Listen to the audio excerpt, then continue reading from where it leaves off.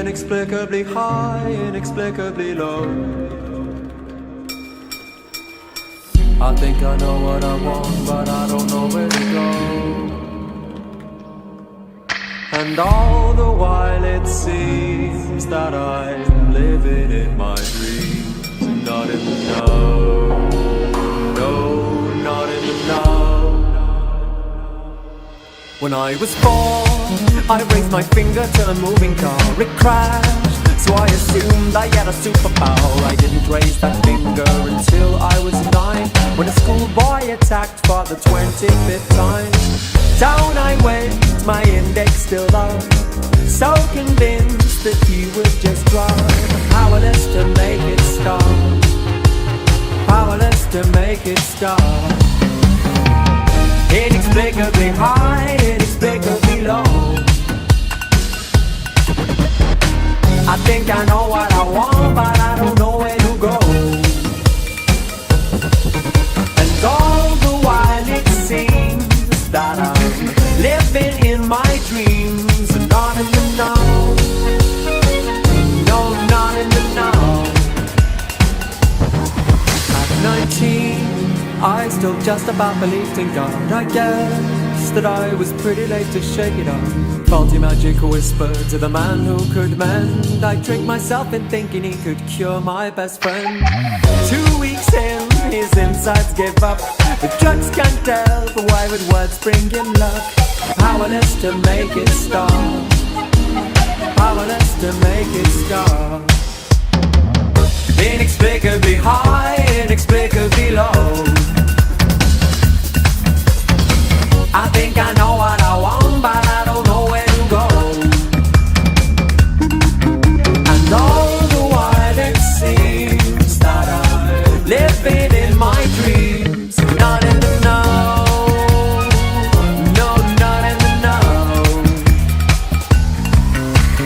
Now my hands are pulling up the donkey's reins. I feel I've gone the wrong route down a dusty lane. The grass could have been greener down the first road I took. I'd give up my happiness just for one of mine. Lust to win is eating me up. The game I can't win up against my own clock.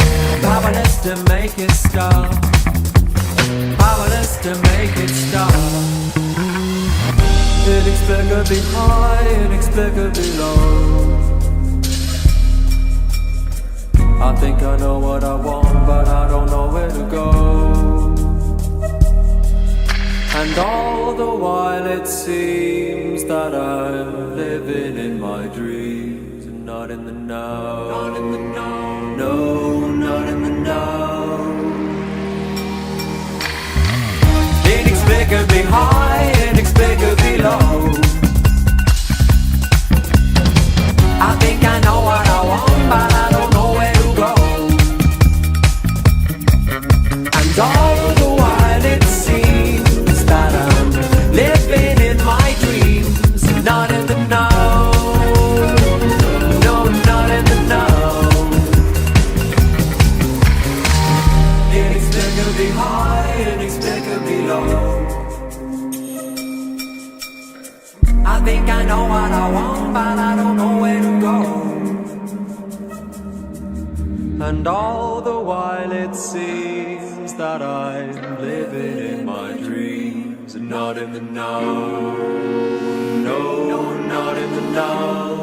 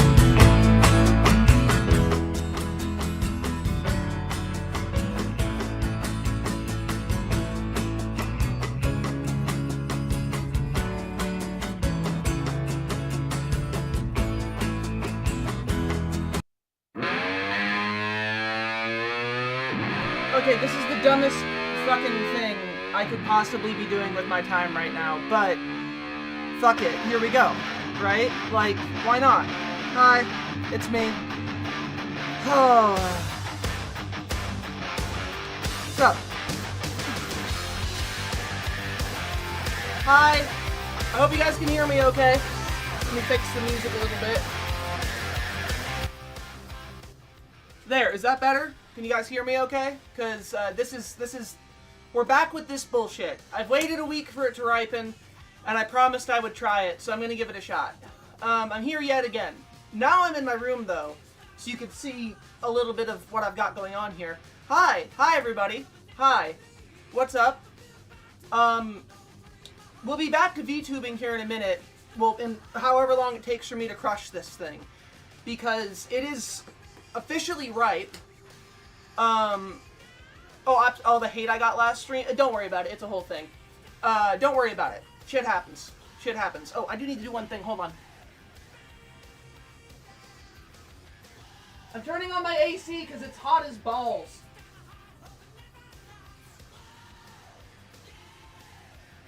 There we go. Alright, so. I have a towel down. Thank you for the 3-stream streak. Are we breaking melons? Yes. We are doing this terrible thing. Do I have a towel down? I have 1 towel down. Yes, I have 1 towel down. I also started fasting because y'all said I was fat. Not y'all. A lot of people said it. And who am I to argue? And I've been doing more gym working out for the thighs, which is nice. I have been, the fasting has been beating the shit out of me, though. I am so tired. I am so fucking tired. Y'all, like, you have no idea. I have very little energy, but I'm going to gain it back by eating the inside of this watermelon because I will defeat it. I will gain victory. I will win. I will. I have to win. There's no way I can't win. Thank you for saying that I'm cute. I appreciate it. But I also want to drop like 20 pounds. And I will. I will drop like 20 pounds. Fasting is rough. You sure about it? I'm already doing it. I'm already doing it. I'm bitching and complaining the entire time, but I am doing it.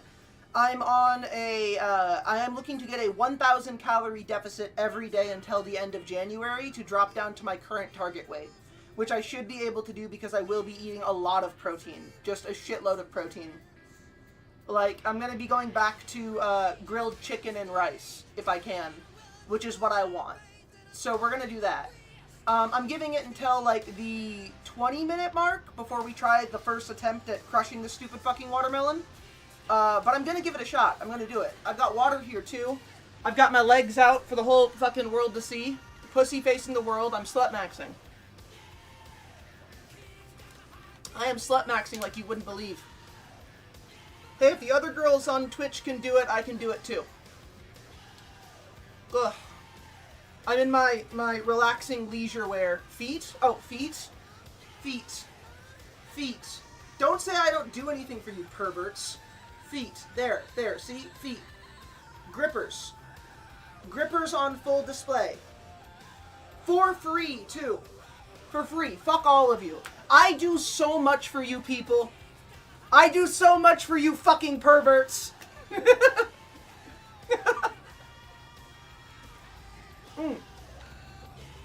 Have it in the divot that connects to your upper and lower thigh muscles. Find the butt of the watermelon and have that point centered on the floor. Squeeze your ankles, flex your thighs, and squeeze your legs and abs. Okay. That's about what I'm going to do. I'm going to go, like, right around here, I believe, is the area that I got to go through. And then squeeze right about here. No, I'm gonna be a goblin here in about, an hour, but still. Oh, this is gonna suck.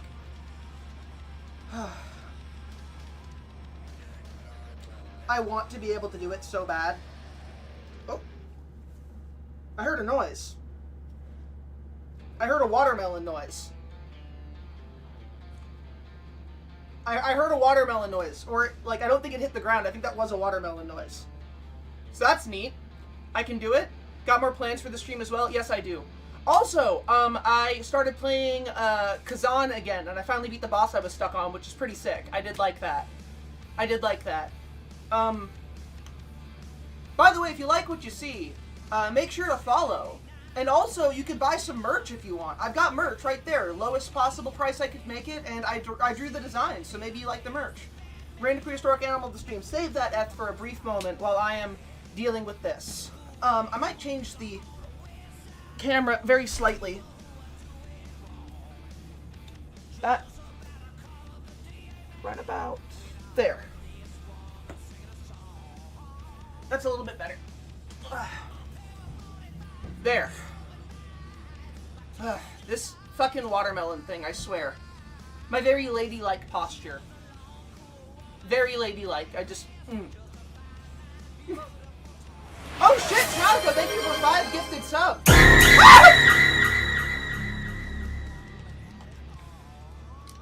Thanks, Bibs. I appreciate it. I appreciate that, you sick fuck. Hi. Congo rats. Yeah, baby. Congo rats. Also, I've been watching Scried lately. It's all on YouTube. Do you guys remember Scried? Did you know that Scried is just Israel versus Palestine, the anime? Like, I'm not kidding. I'm gonna show you guys the anime. I've been obsessed. Like, it is Israel, Palestine, the anime. Like, Holy and Hold are just the IDF in Israel. And, like, the native altars are the people of Palestine. It's not even subtle about it. Like, I don't know if it was directly about that, but it is so mapped as, like, the issues of settler colonialism, the brutal mistreatment of the people in a particular area that is being settled. All of these things, it's wild. Like, it is so right on spot. As in the Twink Indiana Jones from League. I heard Ezreal. We condom is Ezreal here. I saw people making a hole in a watermelon with a drill and metal thread, stir the inside and mix it with rum. I would love to do that, but if all goes well, this will not have a hole in it. This will be split into pieces. We're almost there. We got 4 minutes left. 4 minutes left before it happens. If anybody in the house wants to watch me try to do the thing, you're welcome to. That was to everybody else here. You won't be on camera. You just gotta open the door slightly. I don't know if they could hear me. Can you guys hear me? They can hear me. Yeah, I can hear you. You want to watch me make the attempt? Sure. Alright. Just gotta move the chair out of the way. This is where I sit usually. You could sit here actually if you want. Well, Oh, the camera's like, it cuts off like right here. I'm okay. I can just stand here. Okay. I got a little bit beforehand. I got 4 minutes. 4 minutes until the 20-minute mark, and then I give it a shot. I'm letting people filter in. Yeah. You okay? I need to find our cast iron stuff. I'm spending food and I can't Oh, find dude, I feel that. I don't know where it is right now. Knocked on it this time, and so what a ripe melon sounds like? Yes, I have seen what a ripe melon sounds like. Why are you bonking me? What did I do to deserve that? It's ridiculous. By the way, I think the hype train is about finished. I'm not sure, though. If anybody else wants to contribute to the hype train, feel free to. Feel free. Give away if you'd like. You don't have to, but I'd appreciate it. This is gonna be really difficult. I think I can do it. I think. Because it's fun to bonk? Fair. Fair. Like, this sounds... I don't know, can you... Hold on. That's what it sounds like. So I think it's good. I think it's good. Also, I don't want to listen to Kiss while I do this. I'm going to pick different music. Let me see here. What music do I want? Let's lean in. Oh, shit, I haven't heard this in forever. Sounds like a flat basketball. That shit ripe as fuck. Yeah. We're gonna see if I can do it. I tried sending hype, but it didn't take psychic tokens. That's fair. 2 minutes left. My heart like it's a Casio. So, I don't know if these thighs can do it. I hope they can. I'm gonna try my best. There's no split in the rind anywhere. I just have to try it. For Whom the Bell Tolls, covered by Sabaton. I could try that. I could put that on. Hold on. All I can do is try? True. All I can ever do is try. Hold on.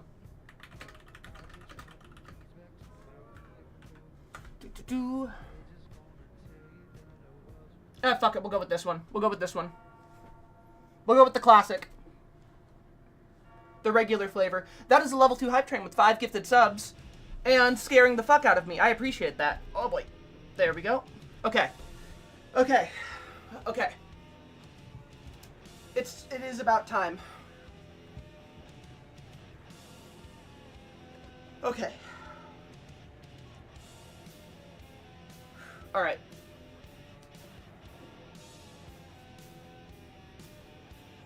Okay, here we go. I'm going to give it a shot. I'll wait the 20 seconds.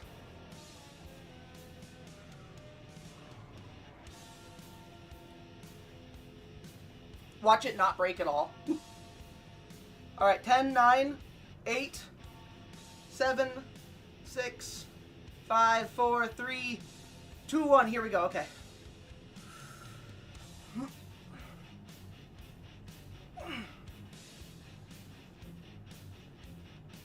Ow.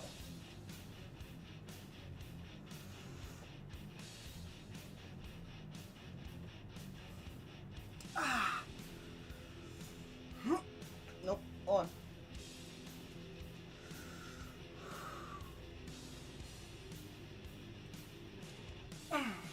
God, that is so fucking ugh.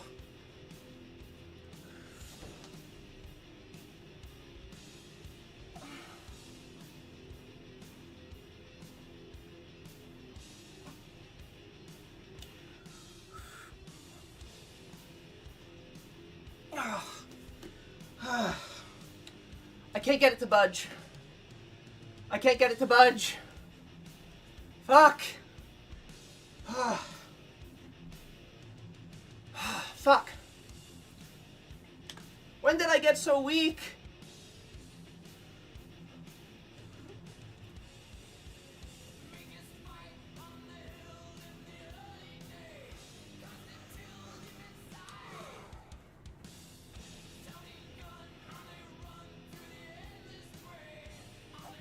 Damn it.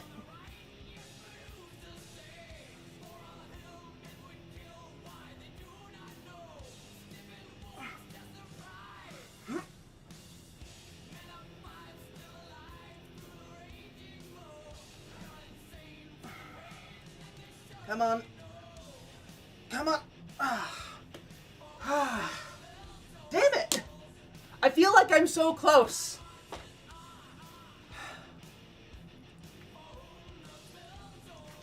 I feel like I'm like right there. But I just can't get it to go.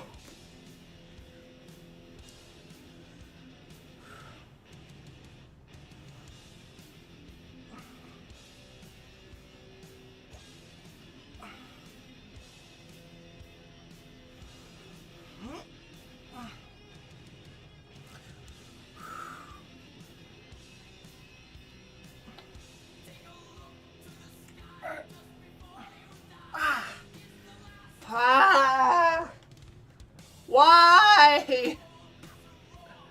Fuck.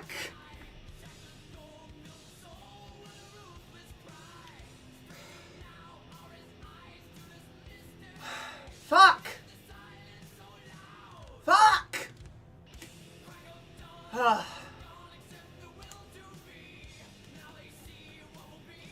This, if it was a milk jug, I'd be fine. If it was a milk jug, I could do it. Fuck. Yeah! Yep. Thank you, Catico. Yeah!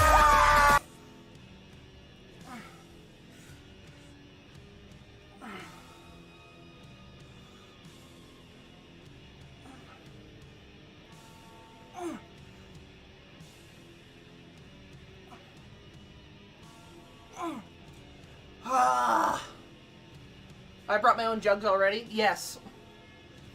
Yeah, I need to work my legs more. I need to work my legs more. I just don't think I can do it. I think that's it. I just can't, like... I can't do it. The melon is shaped exactly like your head? That's cool. That's pretty cool. I can't even do it with my arms.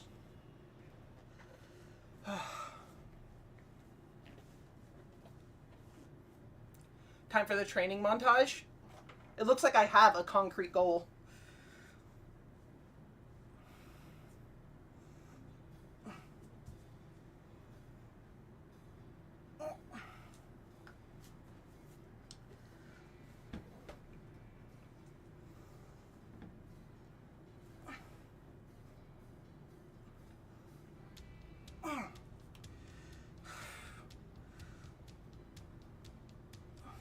Ugh.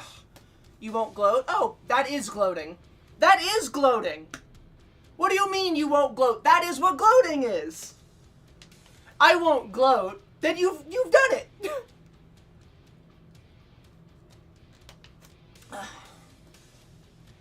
Inspiration, let me see. Oh, fuck. I picked a bad time to start fasting. A sports montage. Yeah, I've seen it. I've seen the montage. The montage. Mr. Skins. Way to do it. Come on. Alright, try again.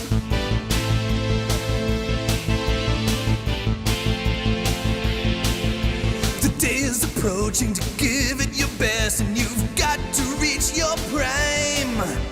That's when you need to put yourself to the test and show us a passage of time. We're gonna need a montage. A sports training montage. I can't do it! Show a lot of things happening at once. Remind everyone of what's going on. And with every shot, show a little improvement. To show it raw would take too long. That's called a montage. Even Rocky had a montage. In any sport, if you want to go from just a beginner to a pro, you need a montage. A simple little montage. Always fade out in a montage. If you fade out, it seems like more time. Nah, I can't do it. I can't do it. If you want to get the gains, got to get those nutrients, especially protein. No, I know, I do. I do, but it's the thing, you know. I keep throwing this on them. I decided to do it, but like, two of my partners kept on telling me, oh, you want to lose weight? Try fasting. You want to lose weight? Try fasting. You want to lose weight? Try fasting. And I finally caved in and was like, all right, fine, I'll try fasting. Because, you know, if somebody tells me over and over again, do the thing enough times, I'm just going to end up trying it if they keep telling me it's the option I should do. And so I'm doing it.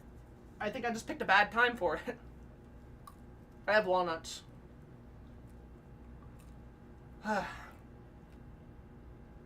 Fasting does suck. I hate it. I hate it so much. I feel awful and tired. But if I want to lose weight, that's it. If I want to lose weight, I know you told me I'm using a very extreme calorie deficit. And I'm doing it the way I was told. I'm doing what Arlie was doing.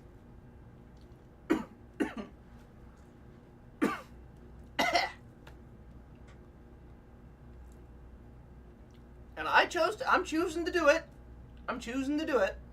Because I like want to see results. I want to see it do something. And I was told 12 hours at minimum is the way to do it. There's the worst Gallagher show I've ever been to. I'll crush the watermelon for you. I just can't do it with my thighs. How does that sound? You have to be careful in general. You can be put in a spiral. Plenty of working out and eating at a deficit helps just as much. I know. I know. I know.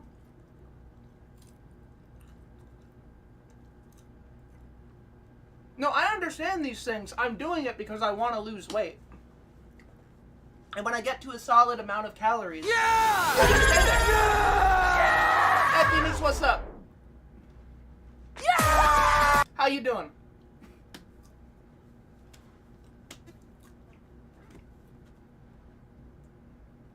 And the kids are fighting. Stop the kids from fighting. Let me get some water. Hold on.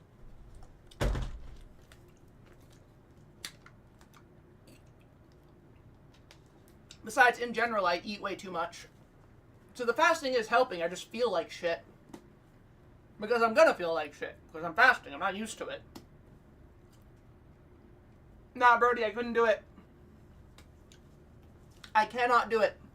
I cannot crush this stupid thing with my thighs. I just can't do it. Not yet. I will be hitting the gym more to get this to work. Like, that's it. That's my goal now. I have to do enough leg work at the gym to be able to crush a watermelon with my thighs. That has to be it. I have to try this, like, every week now. Not with this watermelon, like with a new watermelon each week. But I have to try it every week until I can do it. We don't have an abductor, though. That's what sucks. Like, the gym here has a treadmill and, like, a bike machine, which is good for building leg stuff, but I don't have an abductor or a squat press. I don't have those. So I just gotta squats and run. I will hit the gym. Also, I suppose the best I can do is just crash this watermelon on the ground here and then eat what's inside. That's the best I've got.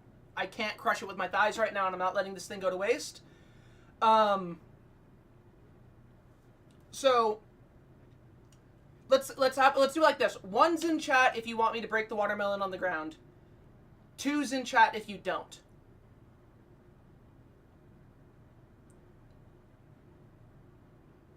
And then new leg raises. I might try that. 1, 2. How about barbells or barbell squats? I'll probably be doing that too. A lot of them don't do it. That is fair. I'm not gonna like throw it. I was gonna crack it open. I was gonna crack it on the ground. You worry about the fate of that watermelon? You can't. I couldn't do it. I couldn't live up to it. I couldn't do what I wanted to do with the watermelon. I don't have the energy. Do a Kill Bill 1-inch punch. I can punch it really hard if you want. I can punch. Here, I'll punch it for you. I'll at least do that. At the very minimum, I know I can punch it, okay? How about that? Does that... Once, if it's cool for me to punch at least this melon to prove that I can at least break a watermelon. And 2's to not do that. The least I want to do is prove that I can break a watermelon. Oh, I won't break my hand. It's fine. Here.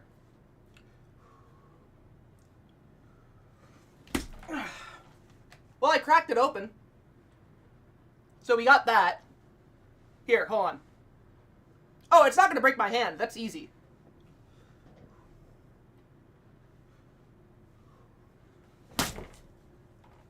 There. Watermelon.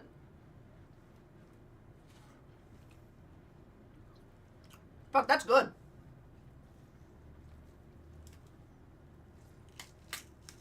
There. I at least did that. At minimum, I punched the watermelon.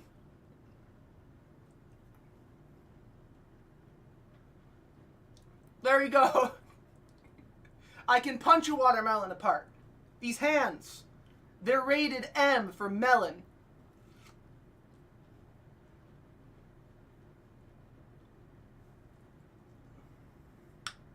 That's what this is. Oh, fuck, that's good. That's damn good. That's good watermelon. Oh, the punching is easy. The punching is easy. That's like a really easy way to break a melon. It's the squeezing that was hard. That's what I gotta train more for. So next week, I'll see if I can do the watermelon thing again. And I have to do this every fucking week. And that means I'll be eating a shitload of watermelon.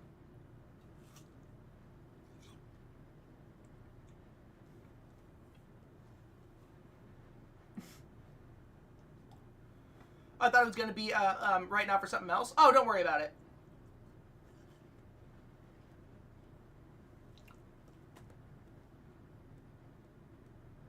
We could blend this and mix it with rum.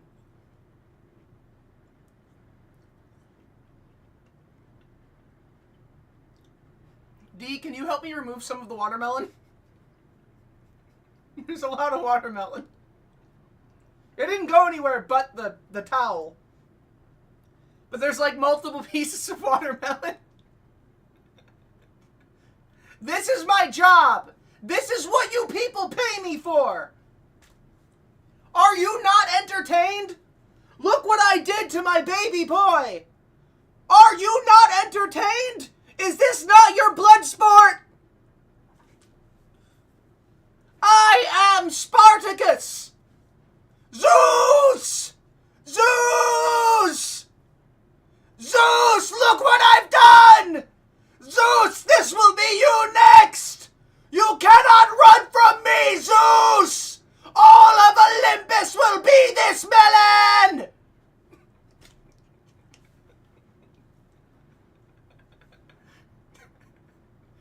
Good melon indeed.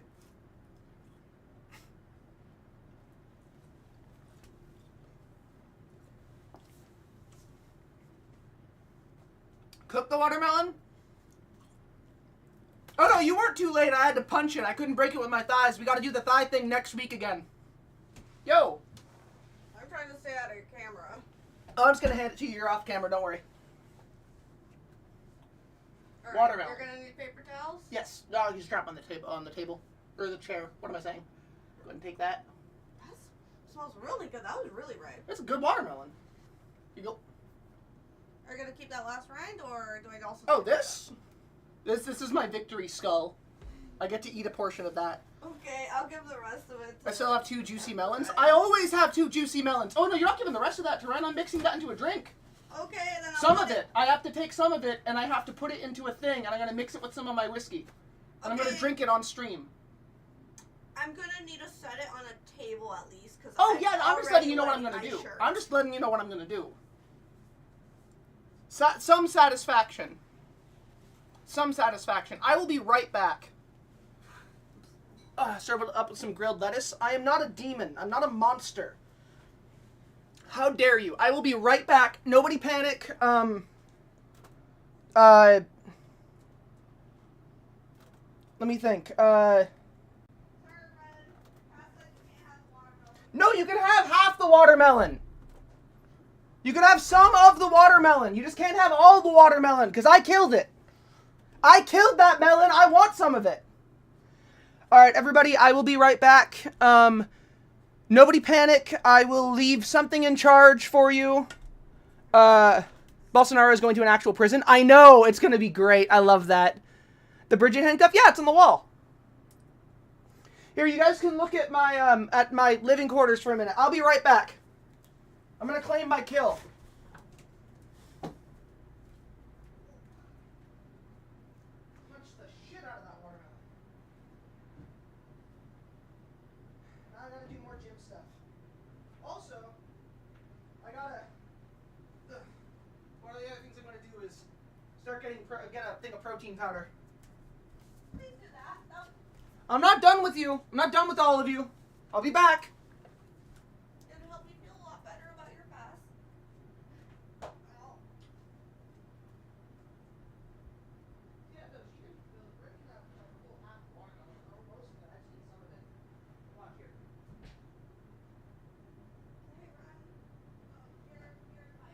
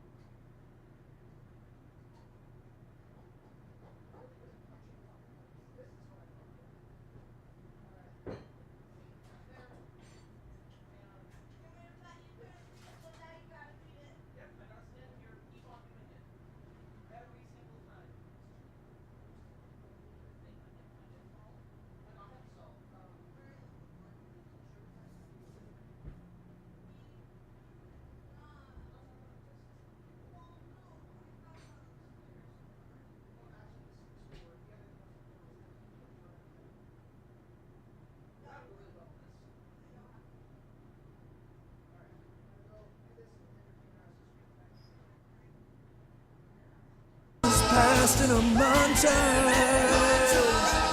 Montage. Alright, I'm back. I'm back. I'm back. I'm going to show you what I am doing after I have defeated my stupid enemies, okay? So, hold on.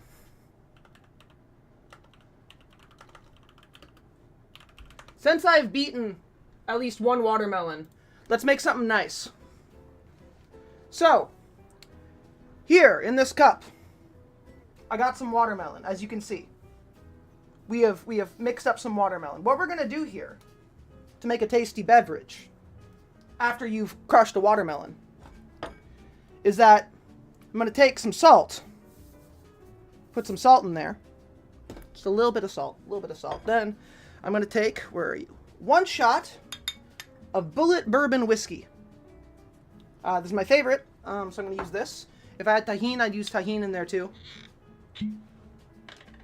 But 1 shot. Right there, we want a healthy amount because it is being mixed into a lot of other liquid. There we go. And then we're going to stir that up, and I need to get ice for it. I almost forgot. But it's just watermelon, salt, whiskey, and ice. So I gotta get some ice for this. Give me another brief moment while I put some of this stuff back. But that's a tasty beverage you can make if you ever want to break a watermelon open and add stuff to it. Let me get a little taste. That's quite nice. That is quite nice. It's very, very smooth. Very, very fruity, very light. The salt on the end. The salt on the end is really nice too. Now it's not great, obviously. It's not like super great because I didn't get like the blend of the watermelon. And I wanted the tahini in here really, really bad. That would have made it better, but I want to add the ice, it'll be better. Maybe bitters? Bitters would be perfect. I don't have any bitters. I'm working with a very limited bar. This is what I've got. So I'm going to go add the ice really quick. I'll be right back.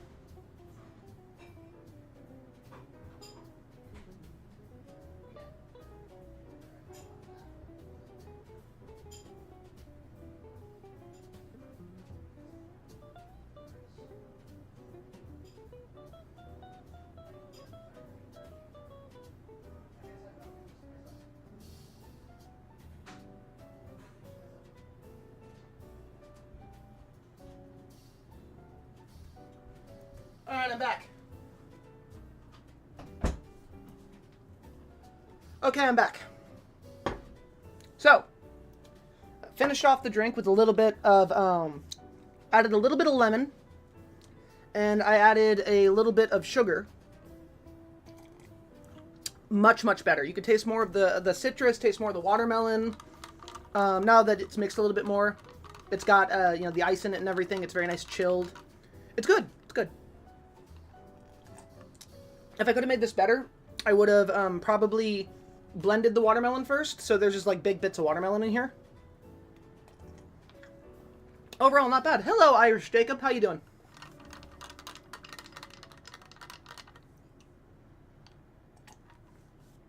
You get a little whisper of the rum right at the end, which I like. I like that. Anyway, I'm going to get back to being a goblin because I've given you people plenty of me. Just absolute plenty of me. And I don't think you guys need more of me. I think you guys want me to be a goblin. As I've been told in the past, showing myself here takes away from the goblin. Which I don't want to do. You're getting drunk while I'm starting a work week? You're too cruel? Yes. Well, I'm not getting drunk. You want to kiss me, though? Most people do. That's fair. Most people do. And delicious, fluffy rice. Also, not getting drunk. Having a light sip. There's 1 shot of rum in here. Mostly watermelon, lemon juice, salt, sugar, and ice.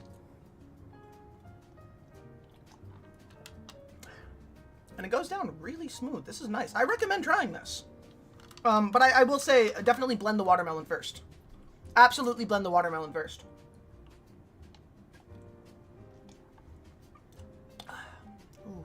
Ooh, that's good. I have to slow down. I gotta slow that down. So. Now what are we doing, right? Well, what we're doing is continuing the show. We're continuing the show. Why are we continuing the show? Because I've done a little bit. I've done a little bit of what I could. Did I want to do more? Yes. Could I have done more? Not at the moment. Am I going to try to do more in the future? Absolutely. Absolutely. The watermelon is dead. Long live the watermelon. Next week, we will try the watermelon thing again, and hopefully by that time, I will have worked up the strength of my thighs to crush a watermelon. Because I'm building muscle while I'm trying to crush the watermelon, and my technique will be more refined over time, which will eventually lead to the watermelon's objective defeat. And I will win. I'll win. I'll beat it. Excuse me. Excuse me. Round 3 will be a cast win. I hope so. I hope so. For now, though, we need to get back into drawing. We need to do some art. We need to continue all of that. So I'm going to vanish for a quick second. And I will be right back visually. Okay? Nobody panic. Whoosh.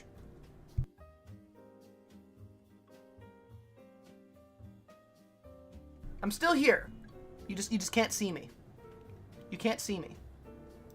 And that's okay. You're not allowed to see me. Sometimes you're not allowed to see. And you just gotta trust whoever blinded you. Trust me, I blinded you. Trust me. It's probably fine. It's probably fine. Everything's probably fine. You don't need to worry about it. It's probably fine. It's most likely all good. In fact, I can guarantee it's all good. I can guarantee you're fine. What did I say? See? I guaranteed it. I tear and beat it. I guaranteed it. And now I'm here. Look, now I'm a goblin again. And I know all of you love that. All of you do love that. Here we are yet again. Streaming, beaming, living the time. Tripping the light fantastic, as one does. Hello. And look, I've added more goblins. I have an egg on my head. The egg on my head means that I'm smart. That's why I have an egg on my head, because it means that I'm smart. Can you recognize more of the goblins that have been added to this large collage of different goblins? I have 4 more to do. 4 more goblinos to add. Oh. 5 more. 5 more. Hello, Sir Bear. Mind gobbling these nuts, Chaotico? Damn. You do, Sartanox. You do. Thank you, Theo. Thank you. You can name many a goblin in this picture.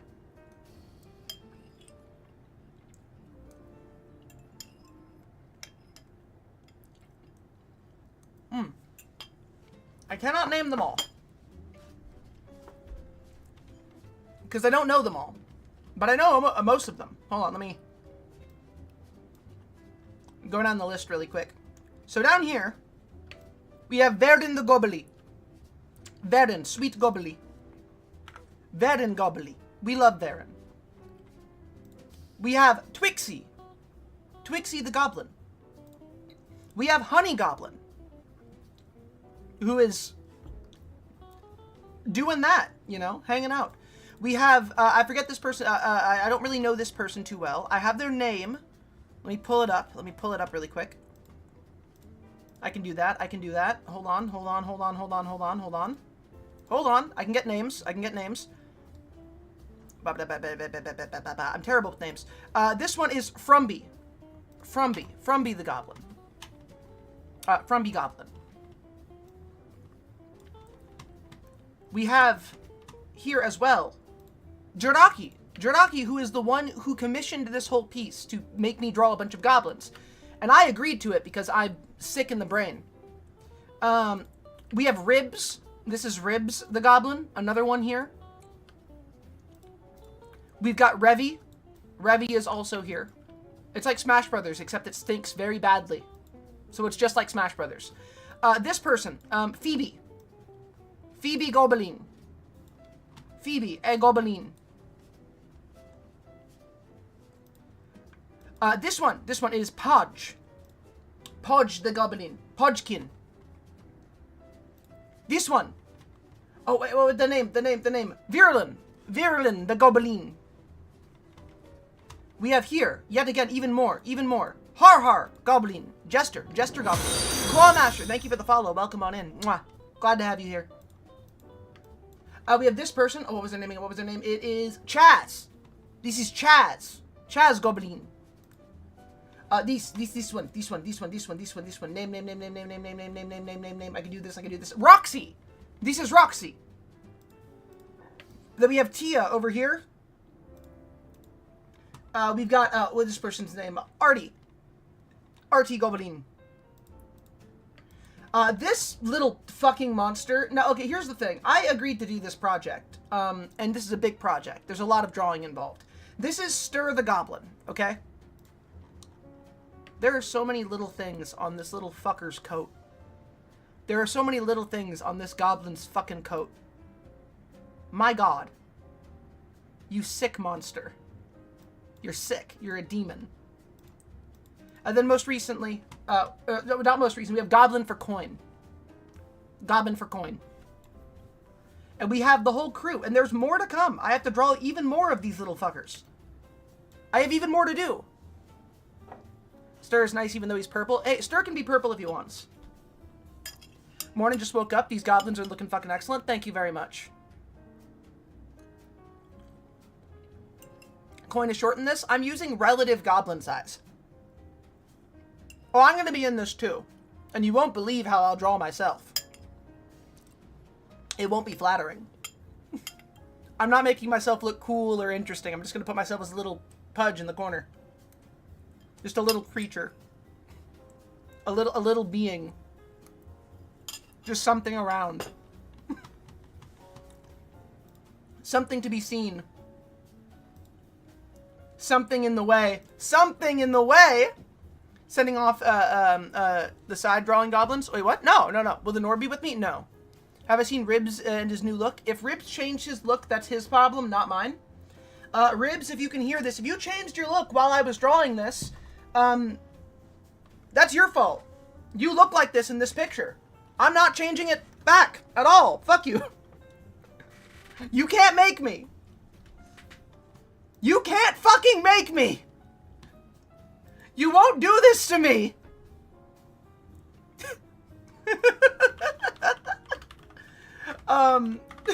Fuck. That's a lot of gobs. Doing a Chibi S cast. Actually, I can draw myself right now for you. Here we go. Hold on. Check this shit out. I'll draw myself right now. I'm gonna knock myself off the list. I'm gonna knock myself off the list and I don't gotta worry about it anymore. Here we fucking go. Check this shit out. Here we go. We're doing this. I haven't seen it yet. I'd like to. I think it's time to go. This scene. Get everybody in the stuff together. Okay, 3, 2, 1, let's jam.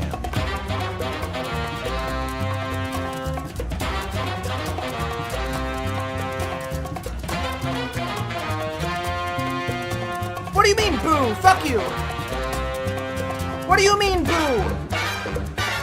I've been to the Soul Fighter skin line for League. I just love the designs. Show me some. Give it. Hey, give me this ribs design.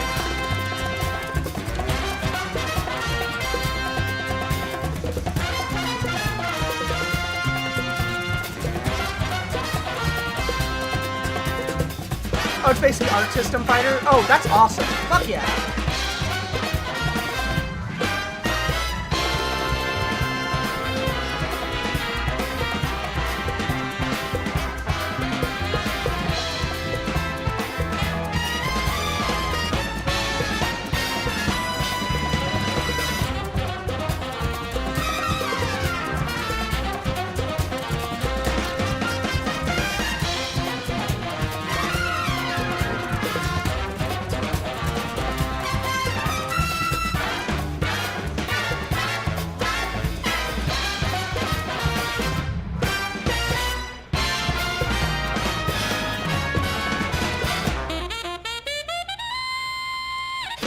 Generally speaking, it's gonna be this. Boppin' cowboys indeed. I beep out my cowboy all goddamn day. She spike on me till I spiegel.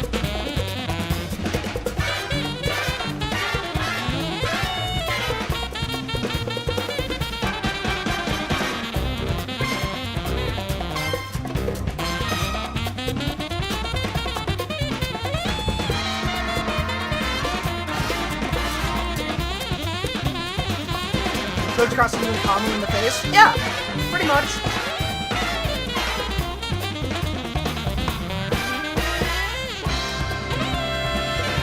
Behold.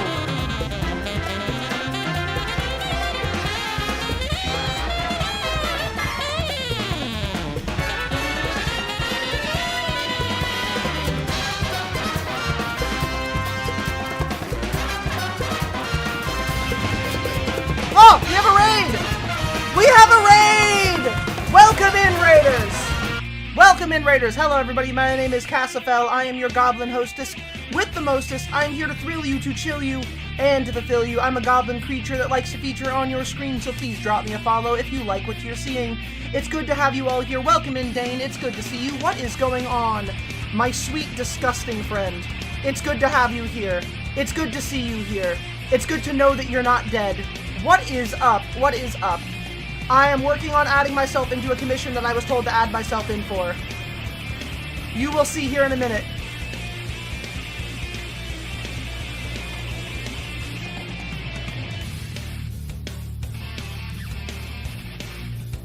Welcome in. Wait, what's up? I'm hard to stay dead? Good. Wait, hold on. You're hard? Pause. Pause. Check on Dane. Dane says he's hard. Dane, this is a family community. Fuck shit. Come on. Come on. What are you doing?